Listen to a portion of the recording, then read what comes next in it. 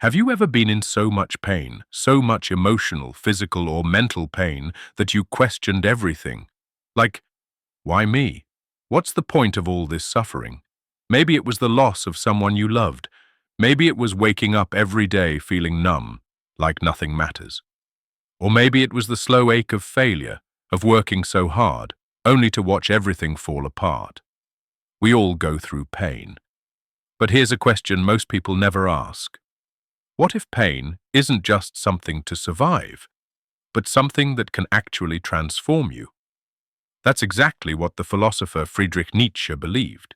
He didn't see suffering as something to avoid or escape. He saw it as a necessary fire, a painful, chaotic, sometimes brutal force that could forge greatness. Nietzsche once wrote, "One must still have chaos in oneself to be able to give birth to a dancing star." Beautiful, right? What he meant was that the darkness, the chaos, the suffering we carry might just be the source of our light. And in a world where we're told to chase happiness, avoid pain, and numb everything that hurts, Nietzsche says the opposite. Walk straight into it, feel it all, and rise because of it. In this video, we're going to explore Nietzsche's radical, raw, and deeply human view on suffering, why he believed pain is not your enemy, and how embracing your suffering might be the very thing that unlocks your strength, your truth, your becoming. So let's go there, deep into the heart of pain, with Nietzsche as our guru. Nietzsche versus the world. Have you ever wondered why some of the most powerful people, the ones who leave a mark on history, almost always seem to have gone through something unbearably painful? Not just a challenge, but deep, soul-wrenching suffering. Why is that? Why is it that we often find depth, wisdom, even brilliance on the other side of despair? Friedrich Nietzsche noticed that too, and he wasn't interested in comforting lies. He wanted the raw, unfiltered truth of life. And that truth, as he saw it, was this: pain is not a detour, it's the path. Now, this was radical in Nietzsche's time, and honestly, it still is today. Most people try to make sense of suffering by soothing it, explaining it away, or escaping it. Religions like Christianity taught that suffering was a punishment or a test from God, something to endure with humility until paradise comes. The modern world, it says take a pill, scroll your feed, buy something, stay busy, anything to avoid the discomfort. But Nietzsche, he flipped the whole thing upside down. He said, suffering is not a flaw in life. It's the source of its depth. Pain isn't proof that life is broken. It's proof that you're alive and that something in you is being asked to grow. He rejected the Christian idea of pity. He actually called pity dangerous. Why? Because pity to him kept people small. It encouraged weakness, victimhood, dependency. Instead, he believed in what he called the will to power, this inner drive to grow, to rise, to overcome. And pain, Nietzsche thought, was the fuel for that. He saw strength not as something you're born with, but something you earn by walking through fire. Think about it. When has comfort ever changed you? When has ease ever forced you to ask who you really are? Nietzsche saw two kinds of morality at play in the world. One he called master morality. This was the morality of strength, courage, pride, and self-overcoming. The other, slave morality, was born out of resentment, weakness, and fear. And he believed that most of the world was trapped in slave morality, demonizing power, worshipping meekness, and avoiding pain at all costs. But that avoidance, that numbing, it leads to a shallow life, a life of blame, conformity, and quiet despair. Nietzsche wanted more for us. He wanted us to become what he called the Übermensch, not a superhero, but an evolved human, someone who takes all the chaos, all the pain, all the loss, and turns it into something meaningful. Not someone who avoids the dark, but someone who walks into it and finds their light because of it. He wrote, "To live is to suffer. To survive is to find some meaning in the suffering. But he didn't mean we should seek pain for the sake of it. He meant that if pain finds you, and it will, you have a choice. Let it break you, or let it shape you. Nietzsche looked around and saw a world trying to feel good. He asked something far more powerful. Can you feel everything and still say yes to life? That's the heart of his philosophy. It's not about toughness, it's about depth, not about dismissing pain, but honoring it, letting it be the thing that strips away the false so you can discover who you really are. What doesn't kill you makes you stronger. You've probably heard the quote, "What doesn't kill me makes me stronger." It's everywhere, on gym walls, motivational posters, Instagram captions. But here's the thing. Most people completely miss what Nietzsche actually meant. He wasn't talking about pushing through a tough workout or just toughing it out. He was talking about transformation, about being broken open by pain, and then using that pain to become something deeper, wiser, and more powerful than you were before. This wasn't some feel-good slogan. It was a hard truth forged from his own life. Nietzsche himself suffered from intense physical illness, migraines that left him bedridden for days, social isolation, heartbreak, and eventually complete mental collapse. He lived most of his adult life alone, misunderstood, in pain. But instead of letting it destroy him, he wrote through it. He created some of the most powerful, soul-shaking philosophy the world has ever seen. He turned his suffering into gold, and he believed that we could too. Let's take a real-life example. Frida Kahlo, the Mexican painter, lived in constant physical agony. At 18, she was in a horrific bus accident that shattered her spine and pelvis.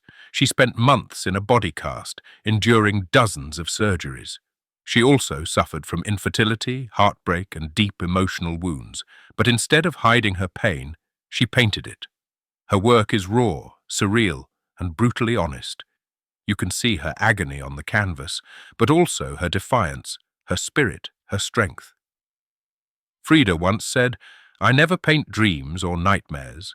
I paint my own reality." That's exactly what Nietzsche was talking about.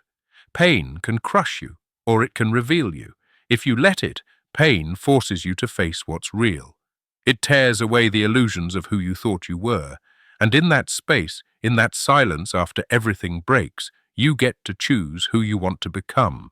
That's real strength. Nietzsche believed that suffering could be useful, not in a shallow, silver lining kind of way, but in a soul-deep, identity-shaping way. Because what doesn't kill you doesn't just make you stronger, it makes you real. The artist of the self, turning pain into power. Nietzsche had this beautiful, almost poetic idea about who we could become through suffering. He didn't believe we were born as fixed, finished people. He believed we're always in the process of becoming. And in that process, pain isn't an obstacle. It's the sculptor. He wrote, "One must give birth to oneself." Let that sink in. You don't just discover who you are, you create it. And the raw materials for that creation, they're often found in your pain, your loss, your failure, your confusion. Nietzsche saw the individual as an artist of the self, someone who takes all their life experiences, especially the hard ones, and uses them to craft a deeper, more powerful identity. Not in a performative way, not as a mask, but as something true, earned and shaped through fire. He called this process self-overcoming. It means looking at the parts of yourself that feel broken, and instead of running from them, you build with them. You use your wounds as wood for the fire. You take your trauma, your rejection, your loneliness, and you ask, what can I create from this? This isn't about pretending you're fine. It's not about turning your pain into some kind of perfect success story. It's about making meaning on your terms. Let me give you a modern example. Think about someone like David Goggins, a former Navy SEAL and ultra-endurance athlete. He came from a childhood full of abuse, poverty, racism, and deep emotional pain. He was overweight, depressed, and at one point spraying for cockroaches at night. But he didn't stay there. He used that pain. He ran through it, broke his body down, rebuilt his mind, and turned himself into a symbol of mental toughness and inner strength. Now, Nietzsche would have admired Goggins, not because he's physically tough, but because he chose to become his own creation. He didn't wait for someone to save him. He didn't stay in resentment. He turned his suffering into fuel. That's the essence of Nietzsche's message. You are not your past. You are not your pain. You are what you do with it. So ask yourself, what if your pain isn't the end of your story, but the beginning of your art? What if everything you've gone through, the heartbreaks, the breakdowns, the nights you cried so hard you couldn't breathe, what if that's the material? What if your scars aren't ugly, but instructions? Nietzsche believed that suffering could give you clarity. It strips away the shallow parts of us, the people-pleasing, the ego, the expectations, and in that stripped-down place, we get to choose. Who am I becoming? What do I want to build with what's left of me? You don't need to be perfect. You just need to be honest. You just need to show up and keep creating, especially when it hurts. Because pain isn't just something to survive, it's something to shape. And in shaping it, you shape yourself. Constant recurrence. Imagine that everything you've ever lived, every joy, every mistake, every heartbreak, every terrible, unbearable moment, now imagine you had to live it all again, exactly the same, not just once, but forever, over and over again. No edits, no skipping, no fast-forwarding. That's the idea of eternal recurrence. Nietzsche didn't say this was literally happening. He offered it as a kind of spiritual thought experiment, a test. If you had to relive every part of your life eternally, would you curse it? Or would you say, yes, I would live it all again? It's a brutal question, right? Because, for most of us, there are things we desperately wish we could undo. Moments of shame, grief, betrayal. Nights we wish never happened, pain we still carry. But Nietzsche's point wasn't to torment us, it was to ask something deeper. Are you living in a way that you could embrace all of it? Even the suffering? And that leads us to one of his most powerful ideas. Amor fati, the love of fate. Not just accepting what happens to you, not even just enduring it, but loving it. Loving everything that shaped you, especially the hard parts. He wrote, "My formula for greatness in a human being is amor fati, that one wants nothing to be different, not forward, not backward, not in all eternity." Think about that. Loving your fate doesn't mean you love pain for its own sake. It means you understand that everything, even the agony, had a role in your becoming. It's the heartbreak that taught you what love really is. It's the failure that forced you to change direction. It's the loneliness that made you reach for something deeper. None of that is wasted. When Nietzsche talks about saying yes to life, he's not talking about toxic positivity. He's talking about a deep, almost sacred acceptance. A love for life that's so strong you welcome every part of it, even the parts that brought you to your knees. And here's the paradox. The more you stop resisting your pain, the more it transforms. The more you welcome it, not as punishment, but as teacher, the more you grow. So here's the question Nietzsche would ask you. Can you love your fate? Not because it's perfect, but because it's yours. Because it shaped the exact one-of-a-kind being that you are right now. You don't have to erase your pain. You don't even have to understand it fully. But what if you could look at your life, the joy and the wreckage, and say, I wouldn't change a thing. I needed every scar to become who I am. That's amor fati. That's the courage to not just live, but to embrace life in all its depth, all its mess, all its beauty. What we can learn today. We're not all philosophers sitting alone in the mountains writing books that shake the world. We're just people, trying to survive in a world that's often overwhelming, uncertain, and unforgiving. So, how does Nietzsche help us here? Right now? Let's start with this. Suffering is not a sign that you're broken. It's a sign that you're human. In a world that constantly tells us to be happy, to stay positive, to manifest our best life, pain becomes something we try to hide. We bottle it up. We numb it with noise. We bury it under work, entertainment, or even toxic optimism. But Nietzsche would tell us, don't run from it. Don't rush to fix it. Feel it. Learn from it. Let it shape you. And that's the first lesson. Let suffering deepen you, not define you. There's a big difference between carrying your pain and becoming it. You're not just the breakup. You're not just the failure or the trauma or the anxiety. You are the person who's walking through it. You're the one becoming through it. Nietzsche's view reminds us that we don't have to heal into who we were before. We can grow into someone entirely new. Stop asking, why me, and start asking, what now? It's natural to ask why we suffer. We want reasons, explanations, something to hold on to. But sometimes there is no satisfying why. What Nietzsche offers is a shift in direction. Instead of obsessing over why something painful happened, ask, what can I do with it now? How can I respond to this pain in a way that builds me instead of breaks me? That shift from victim to creator is the essence of self-overcoming. Use your pain as creative energy. Nietzsche believed we are all capable of becoming artists, not just of paintings or music, but of ourselves. Your pain is raw material. You can use it to write, speak, teach, paint, support, connect, lead. You can turn it into wisdom. You can turn it into empathy. Pain gives you a language that someone else might need to hear.